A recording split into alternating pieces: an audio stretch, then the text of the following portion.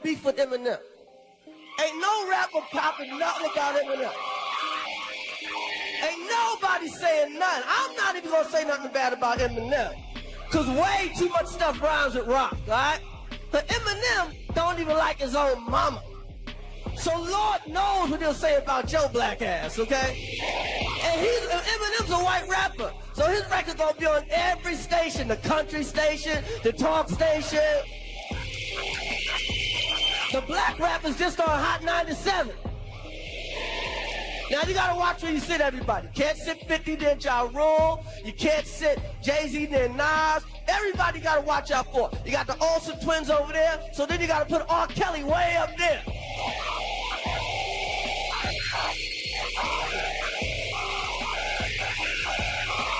Eminem was that one rapper nobody dared to mess with, no matter how big their name was.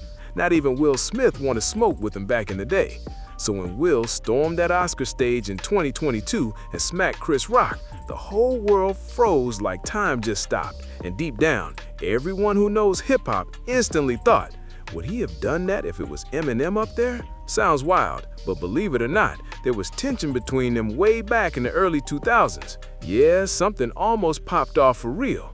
And what went down after that? Let's just say Will probably still wishes he could rewind that whole situation. See, Eminem wasn't just another rapper trying to chase fame. He came up from Detroit's roughest corners, where just making it through the day was a win. This man faced down the kind of chaos most people wouldn't survive, and still came out standing strong. That's not regular toughness, that's legendary energy, the type that demands respect the second he walks in a room. And this story? Oh, it gets way deeper, long before that Oscars drama. Not everybody is as happy as Will Smith. If you feel strong enough about something, then you might put a little before you say exactly what you're saying. Before people cared who hosted award shows, Will Smith was Hollywood royalty. Back then, he was known as the clean-cut superstar who could do no wrong. In the late 90s, when Bill Clinton was still in office and MTV ruled pop culture, Will Smith was running the entire game. He flipped that Fresh Prince charm into major Hollywood power with massive hits like Men in Black and Independence Day. He wasn't just famous, he was everywhere. He turned from TV favorite to global icon almost overnight. And here's the craziest part. Will did what no rapper before him had ever done at that level. He went multi-platinum with no profanity, no scandals, and no wild headlines. Just clean bars, catchy hooks, and pure success. His 1997 debut, Big Willie Style, didn't just hit the charts, it dominated them. Will Smith wasn't just winning, he was dominating. His album sold over 10 million copies worldwide. And then Millennium dropped in 1999 and hit even harder. It scored him another Grammy and proved that you didn't have to act tough or spit violent lyrics to rule the charts. Will carried that confidence everywhere he went.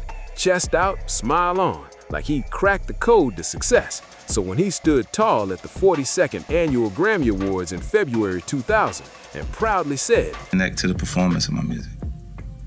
I don't have the trophies that match how big the actual records are. The one Grammy I have is for Crack a Bottle. I couldn't even have that without him. You know, and that's why I have so much value for him, not just in my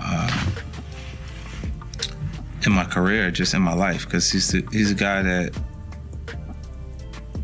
one of my best friends, because I can trust that he's going to be honest with his constructive criticism when it's time to listen to the music before it goes out. He's the only person that did things that I wanted to do. He had the Marshall Mathers LP with 23 million records sold with flags all around the plaque, and I was like, yo, I want that kind of. I have never used profanity in my records. Rap doesn't need to be filled with curses to succeed. The crowd went wild. They clapped like he just rewrote the rules of hip-hop right there on stage. But behind that applause, not everyone was cheering, because all the way over in Detroit, something was bubbling, and it was about to explode. That same year, a 26-year-old Marshall Mathers, better known as Eminem, had just unleashed the Slim Shady LP.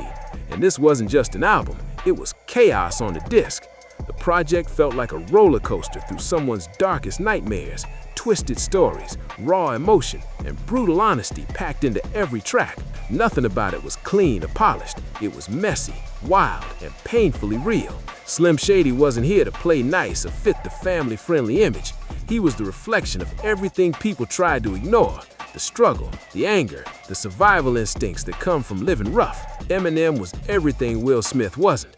Unfiltered, fierce, and completely unpredictable. So when M heard Will say that line about rap not needing profanity to succeed, yeah, that didn't sit right with him. To M, it didn't sound like some harmless statement. It sounded personal, like a quiet jab aimed straight at rappers like him, the ones who didn't have sitcom fame or blockbuster movies to lean on. These were artists who bled their truth into the mic just to get noticed, and that's when whispers started spreading through the industry. Stories of tension brewing between Detroit's most fearless rapper and Hollywood's clean-cut king. Something real was about to go down. People who were around back then still talk about how wild those days were. One story goes, Suge Knight showed up with a whole crew, and I was there with my homies. Claims to have seen it all happen. Can you tell me your name, sir? Yeah, all I know is I'm upstairs, I'm listening to my Will Smith CD, and I seen all these flames going everywhere. Okay. You know what I'm saying? Hold on a minute, bitch. You're destroying the Hey, hold on a minute, right, yo. Detroit, what? Detroit, what? Okay, thank you, sir. Detroit, baby. Eminem was there too, and trust me, M was ready to throw down. That's how heated things were. Eminem had already stirred up the whole rap scene, and some felt like he was dissing the entire culture of gangster rap itself. The tension was thick. Nobody knew what would happen next. So when M dropped the real Slim Shady in 2000, he didn't hold back. He fired shots in the boldest, most public way imaginable. Right in the middle of that iconic beat, he spit the line that stopped everyone in their tracks. Will Smith don't gotta cuss in his raps to sell records. Well, I do, so forget him and forget you too. That bar hit like a thunderclap. It was raw, it was fearless, and it flipped the whole industry upside down. The second that track hit radio stations, chaos followed. DJs scrambled to censor it, parents complained non-stop, and critics tried to calm the storm. But the youth, oh, they loved it. Kids were shouting those lyrics word for word in school halls, playgrounds, and bus stops like it was their new anthem. This wasn't just a simple jab, it was a full-on statement aimed straight at the clean-cut, family-friendly image that Will Smith had built his career on. Everybody knew it. Eminem wasn't just taking shots for attention, he was drawing a line in the sand. His message was loud and crystal clear. He wasn't here to play it safe, follow Hollywood's rules, or make anyone comfortable. But this beef wasn't only about clean versus explicit lyrics, it ran much deeper than that. That bar cracked open a bigger conversation about power, about who truly earned their spot at the top of hip-hop. Because while Will Smith was flying first class to movie sets, walking red carpets, and living that picture-perfect superstar life, Eminem was surviving a whole different world. Got no beef with Eminem. Ain't no rapper popping nothing about Eminem. Ain't nobody saying nothing. I'm not even gonna say nothing bad about Eminem. Cause way too much stuff rhymes with rock, right? But Eminem don't even like his own mama. So Lord knows what he'll say about Joe black ass, okay? And Eminem's a white rapper. So his record gonna be on every station, the country station, the talk station. The black rappers just on Hot 97. Now you gotta watch where you sit, everybody. Can't sit 50 near Ja Rule. You can't sit Jay-Z near Nas. Everybody gotta watch out for. You got the Olsen twins over there, so then you gotta put R. Kelly way up there.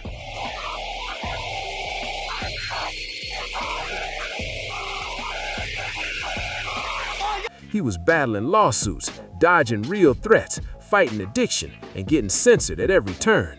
Every track he dropped came from a place of struggle and truth, not studio polish or PR-approved image control.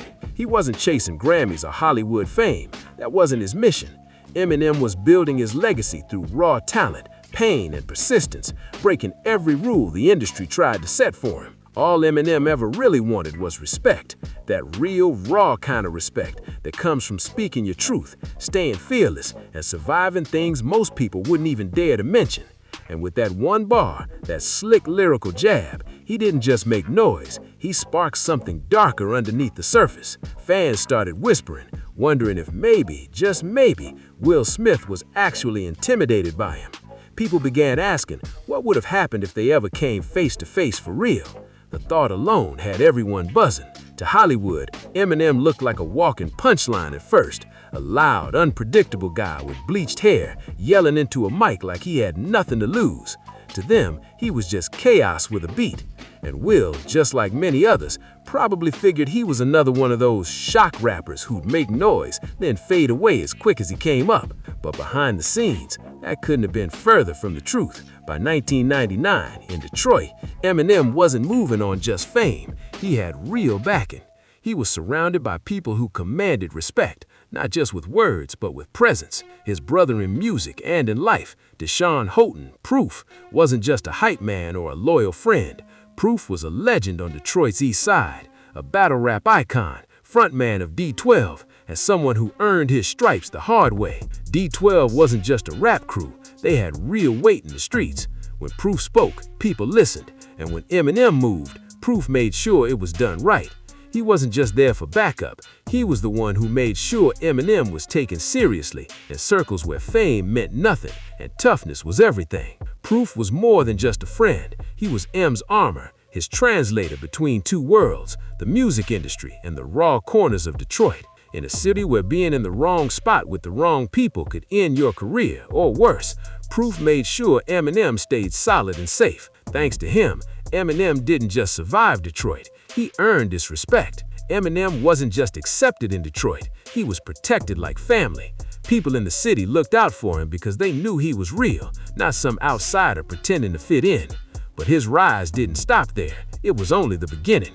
In 1998, Dre made one of the boldest moves in hip-hop history when he signed Eminem to Aftermath Entertainment, a decision that changed everything. That deal didn't just shake up the game, it flipped the whole industry on its head.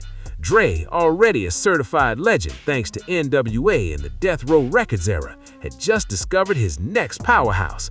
With Dre's unbeatable production, business muscle, and deep industry ties, Eminem exploded from a Detroit underground name to a nationwide force everyone had to pay attention to. Meanwhile, Will Smith had no clue what was brewing behind the scenes. Under that wild, cartoonish, Slim Shady image, Eminem was building something much bigger than anyone realized.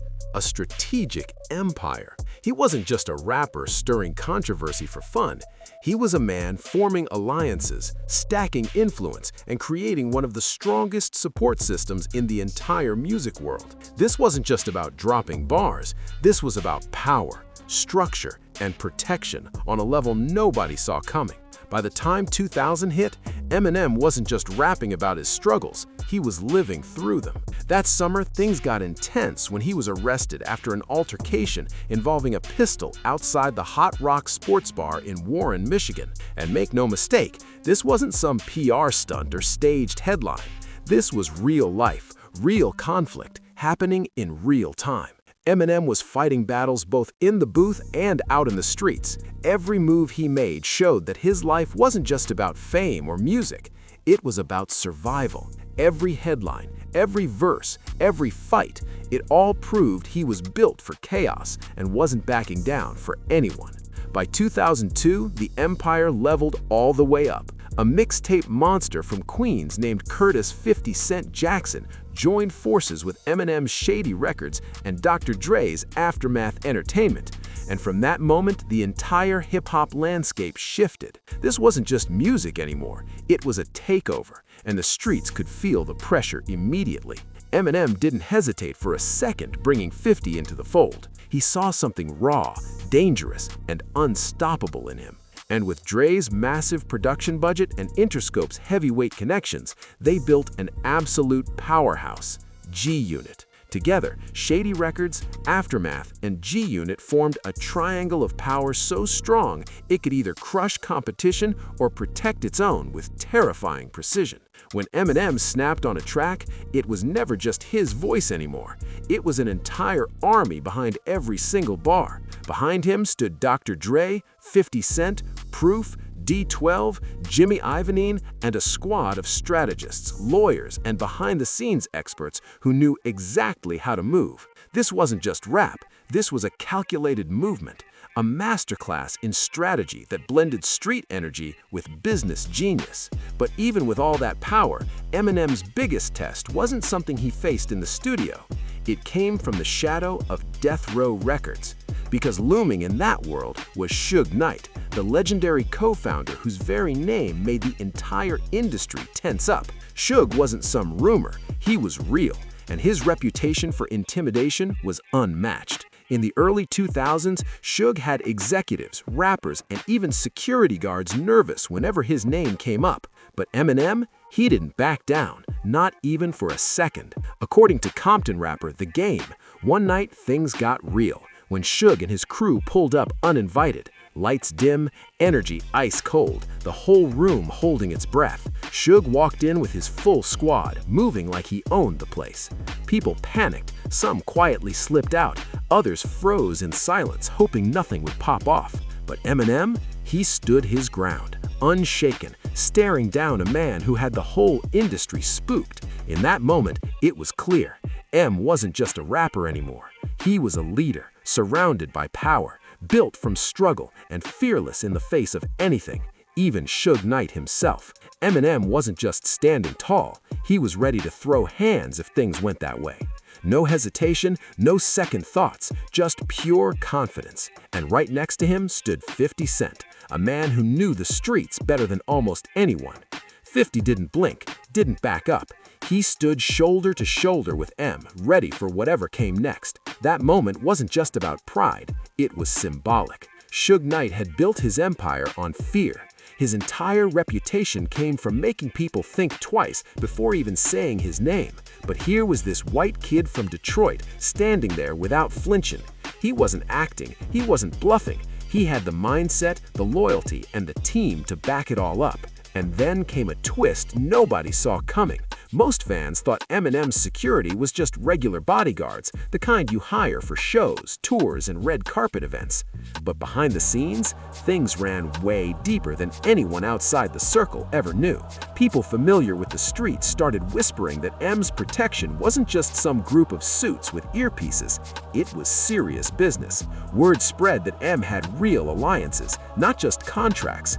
According to those close to the action, he had ties to Samoan crews out in Los Angeles, groups known for loyalty, unity, and never backing down. Some claimed he paid for that protection. Maybe that's true, maybe not. But one thing was clear.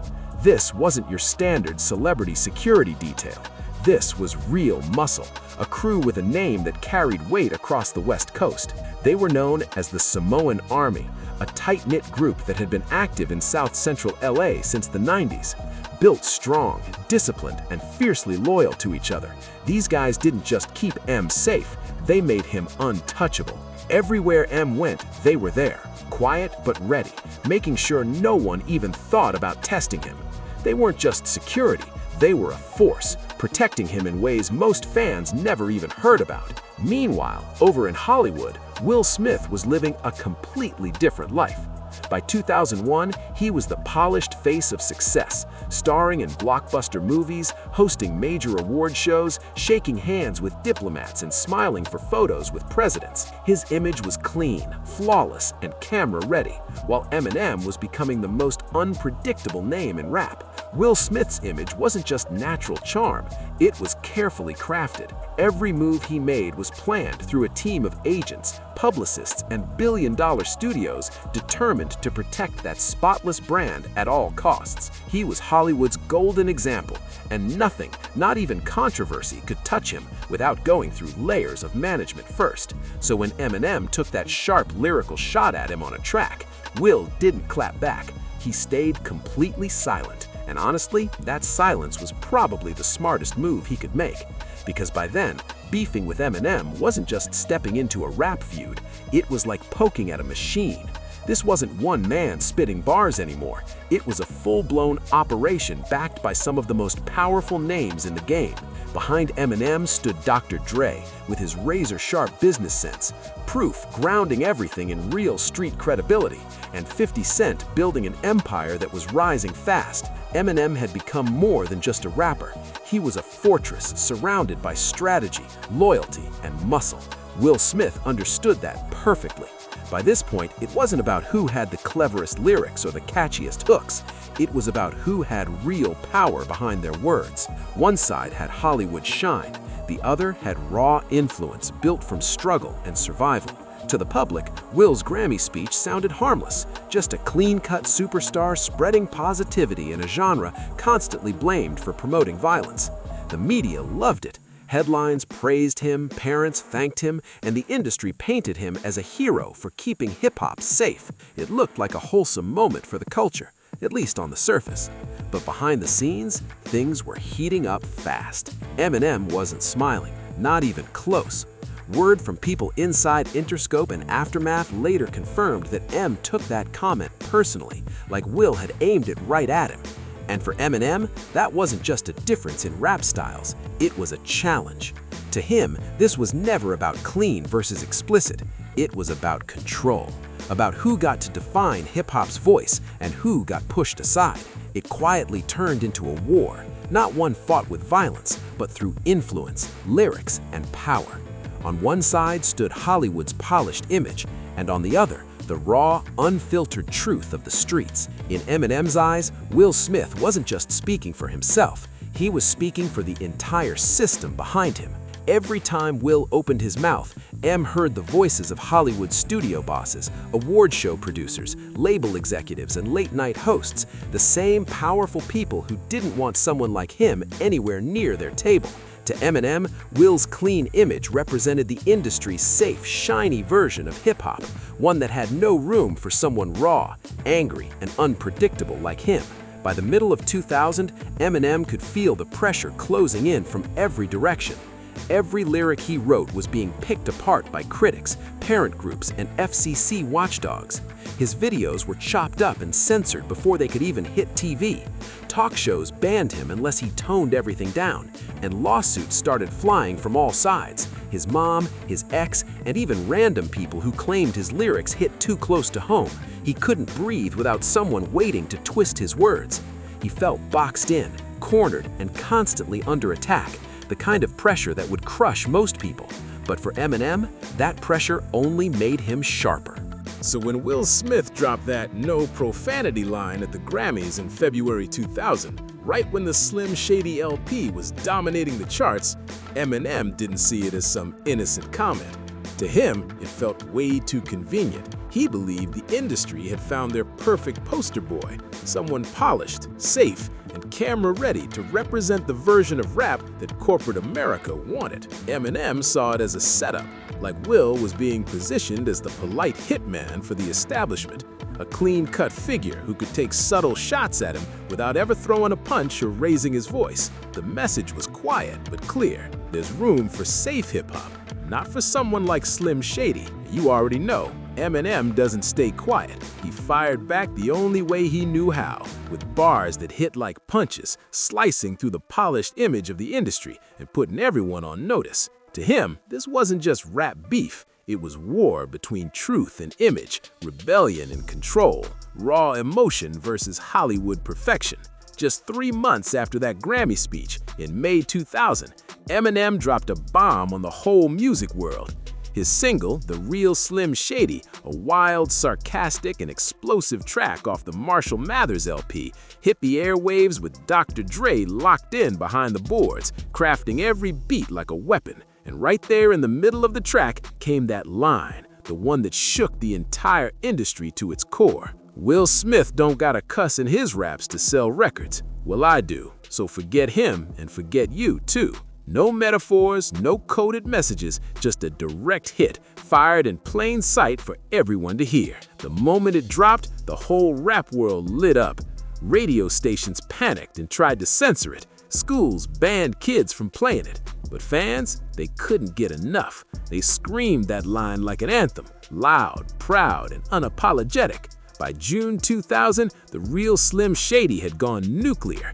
It hit #1 on the UK singles chart and crashed straight into the Billboard Hot 100 at #5, smashing through the competition like a wrecking ball. Eminem wasn't just winning anymore, he was going global at light speed. And his target? Everyone knew exactly who that was. Meanwhile, Will Smith's album, Millennium, which had dropped just 6 months earlier in November 1999, was already losing steam. Yeah, it sold well and had hits like Will 2K, but compared to the cultural earthquake Eminem caused, it couldn't keep up. Hip-hop was shifting, fast, and everyone could feel it. The clean, polished image that once ruled the charts was fading, replaced by something raw, louder, and impossible to ignore. Then the whispers started spreading behind the scenes. Whispers in the industry that something big had gone down right after Eminem's track hit the air. Word was a closed-door meeting happened, either inside Sony Music or over at Columbia Pictures, and Will Smith got some serious advice. Fall back. No diss track. No interviews, no clever comebacks, just silence. And the rumor that hit the streets hardest pointed straight to Dr. Dre himself. Insiders claimed Dre, who had strong connections in Hollywood and had worked with people close to Will, made a personal call, a quiet warning, telling Will to leave the situation alone. Some say the message was calm and respectful. Others say it carried a quiet edge that made sure it was taken seriously. Either way, one thing was crystal clear. By mid-2000, Eminem and Dre weren't just making hits, they were controlling the entire narrative of hip-hop. Some insiders said Dre's warning was calm and diplomatic. Others swore it came across a lot more serious. But no matter the tone, one thing was crystal clear. Will Smith never mentioned Eminem's name again. Not in interviews, not in music, not even in passing conversation. Total silence. It was like that chapter had been erased from his public life. Will pivoted fast, diving headfirst into full-time Hollywood mode. By 2001, he was all in, dropping Ali, then following up with Men in Black 2 in 2002 and Bad Boys 2 in 2003. His rap career quietly faded into the background while his movie stardom completely took over. He went from platinum plaques to box office records, making himself untouchable in a whole different world. Meanwhile, Eminem didn't slow down for a second. He stayed swinging, harder than ever. In May 2000, he released the Marshall Mathers LP, which sold a mind-blowing 1.76 million copies in its first week. That number stayed undefeated for over a decade. Pure dominance. He was on every chart, every magazine cover, every award show, a global phenomenon who turned his chaos into success. But even with all the fame, red carpets, flashing lights, and sold-out tours, that quiet tension between Will and Eminem never completely went away. It lingered, unspoken, but heavy. At events like the BET Awards, the MTV Movie Awards, and even Grammy pre-parties, both stars often ended up in the same room, but they never said a single word to each other. No greetings, no nods, no side glances, nothing. Fans noticed immediately, and even body language experts pointed it out. Two of the biggest names in entertainment standing just feet apart, acting like the other didn't even exist. It was impossible to miss. Eminem, usually rolling deep with proof for 50 Cent, always kept his distance, focused and unreadable. Will Smith, constantly surrounded by publicists or his family, mirrored that same energy, cool, polite, and distant. There was no public drama, no arguments, no slip-ups, just silence. But that silence said more than words ever could. And according to Hollywood insiders, even event planners took note. Behind the scenes, they started making quiet adjustments, staggering their arrivals, seating them on opposite sides of the room, and making sure their paths never accidentally crossed. It wasn't about expecting a fight, it was about avoiding a headline. Years passed, but that invisible wall between them stayed up, a reminder of how two worlds, one polished and one raw, could collide once and then spend decades pretending they never did. By that point, the whole dynamic had shifted. Will Smith was still the polished superstar, the media's favorite, Hollywood's clean-cut box office king. But the real power, it was quietly tilting towards Eminem. By 2002, M wasn't just dropping platinum records anymore. He was stepping into Hollywood territory too. 8 Mile was in motion, and studios were lining up to work with him. Behind him stood a trio that the industry couldn't ignore: Dr. Dre, Jimmy Iovine, and a fast-rising 50 Cent, forming a tight, unstoppable triangle of influence that mixed business, street credibility, and global reach. Eminem wasn't just surviving the system anymore, he was rewriting it. Will Smith, a man who understood Hollywood better than almost anyone, recognized that shift instantly. He knew the rules of the game, and he wasn't about to pick a fight he couldn't control, so the silence between them stayed ice cold. No interviews, no slick comments, no acknowledgement whatsoever, just quiet distance, and it stayed that way for years. Fans assumed the drama had burned out, that the tension had faded with time, but that wasn't the truth.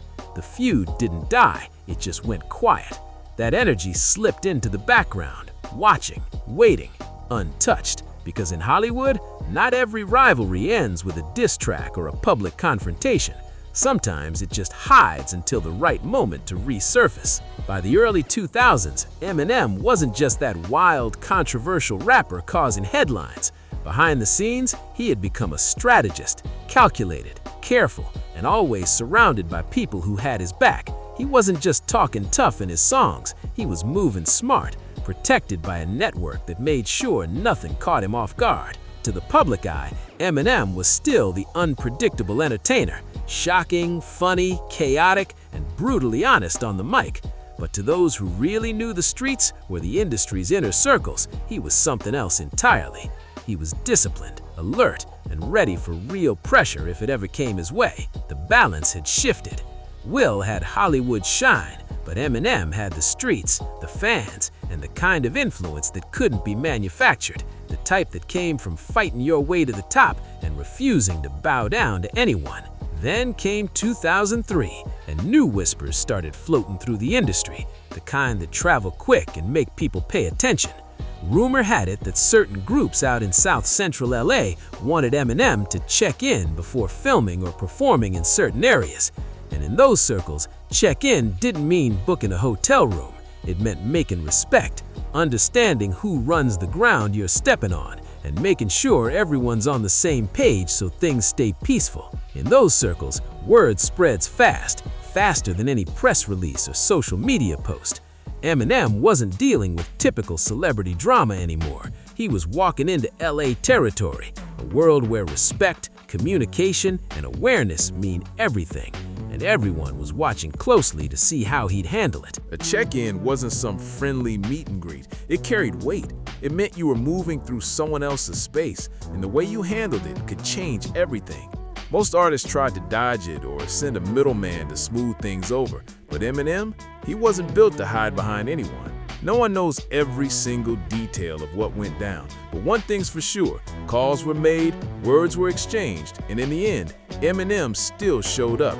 He didn't sneak in or pretend he wasn't there. He pulled up head on with confidence and real backup, and that's where things got serious. According to people close to Aftermath, Eminem wasn't rolling around LA with just regular bodyguards in suits and sunglasses.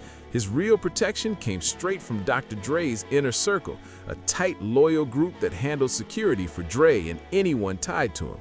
These weren't hired goons. They were seasoned professionals who had seen it all, especially during the wild days of the death row era. This crew knew what real pressure looked like, and more importantly, they knew how to keep things calm when energy started to turn unpredictable. Their loyalty to Dre ran deep, and that loyalty automatically extended to Eminem. Keeping him safe became a priority mission no matter what city he stepped into. But Eminem didn't rely only on Dre's network out west. Back home in Detroit, he had his own solid foundation. His right-hand brother, Deshaun "Proof" Houghton, frontman of D12, wasn't just a hype man hyping up the crowd, he was family. Proof made sure things stayed smooth behind the scenes, making sure M could move safely and respectfully no matter where he went. So while the whispers kept circling LA, one thing was clear, Eminem wasn't intimidated. He understood the code, respected the game, and made sure he had the right people watching his back. He wasn't just moving like a rapper anymore. He was moving like a man who knew exactly how dangerous fame could get, and he was ready for whatever came his way. Proof was more than just a friend. He was Eminem's shield. He handled tricky situations before they could blow up, kept random people from getting too close, and made sure unnecessary drama never reached M directly. Proof knew Detroit like the back of his hand, and he made sure Slim could move safely through every block of his own hometown.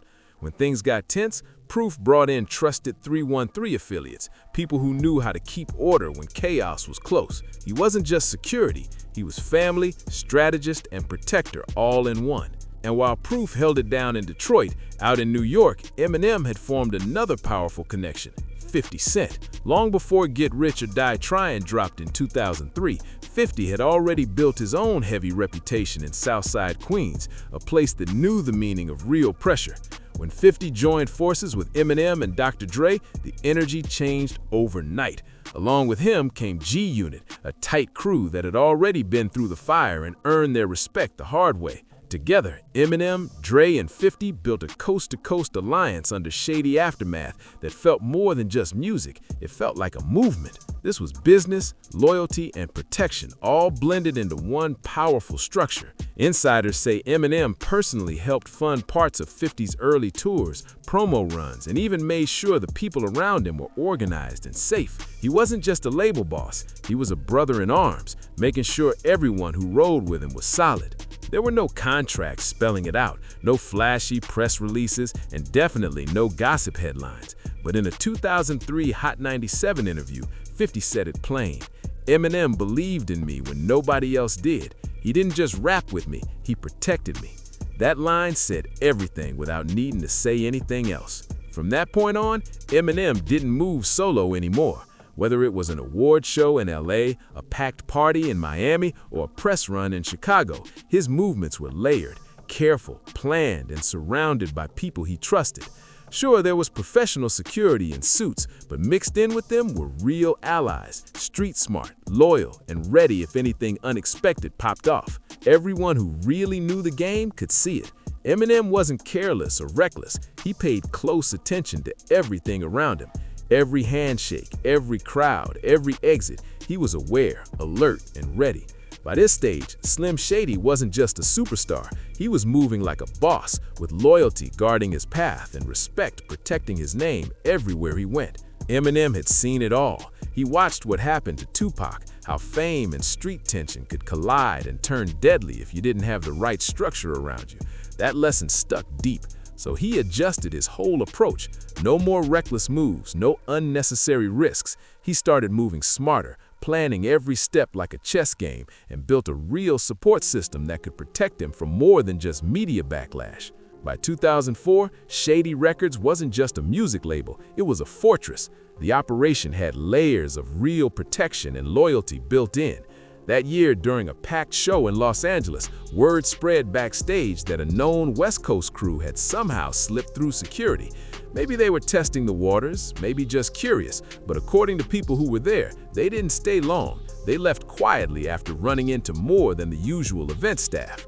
Behind the curtains, they were met by a mix of Dr. Dre's Samoan allies and Detroit muscle that had flown in specifically for that night. These weren't random bodyguards. They were people who had real connections and knew what time it was. That encounter sent a message without a single word being said.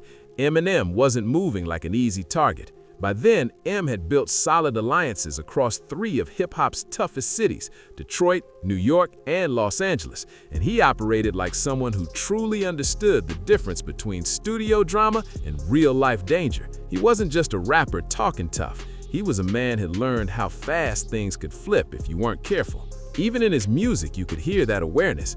Tracks like White America, Till I Collapse, and Like Toy Soldiers were packed with metaphors about loyalty, betrayal, pressure, and surveillance, all reflections of what he was living through. You could feel the weight in those lyrics, that mix of fear, caution, and leadership that came from real experience, not fiction. Every verse sounded like a man walking the fine line between success and chaos, aware that one wrong move could destroy everything. Meanwhile, Will Smith was living in a different universe entirely, protected by agents, publicists, and billion-dollar studios that managed every risk before it ever reached him. He never had to navigate the kind of real-world tension that surrounded Eminem every day. For Will, safety came built into his world. For Eminem, safety had to be earned through strategy, alliances, and respect. By 2005, people were still debating who Eminem really was. Was he just an intense artist with a dark edge, or was he operating on a deeper level, playing the industry like a tactical game? But anyone who crossed paths with him, from rappers to executives to street-connected folks, already knew the truth. Eminem wasn't just surviving fame, he was mastering it, navigating through danger, pressure, and power like someone who understood exactly how real the stakes were. Eminem never just rapped about being ready for conflict, he lived it. He always had real support behind him, the kind you never saw coming but always felt in the energy around him. So that brings up the big question. Why did Will Smith even bring up Eminem's name in the first place? Some people thought it was jealousy, that Will didn't like seeing this chaotic new rapper stealing all the attention. Others believed Hollywood pushed him into it, telling him to clean up hip-hop and protect that polished, family-friendly image that had made him millions. But here's where it all flipped and backfired badly for Will. Eminem didn't just respond, he made Will look old school in the worst way possible. That clean, friendly image Will had built suddenly looked soft compared to Eminem's raw, fearless energy. And worse, Eminem peeled back that perfect Hollywood smile and exposed something underneath it that looked a lot like fear. When Eminem showed up at the Grammys wearing a free Yayo shirt, that wasn't for the cameras or the press. That was a signal, a direct message aimed at the streets, not the suburbs. It told everyone paying attention that Eminem wasn't aligning with pop culture. He was standing with real people who lived the struggle he rapped about. The internet went wild. Fans started joking, debating, and asking one explosive question. Would Will Smith ever try to slap Chris Rock the way he slapped Chris Rock? And the answer from nearly everyone was the same: no chance at all. People knew Eminem wasn't someone you could test like that. Even today, older and quieter, the stories from the early 2000s still follow him everywhere.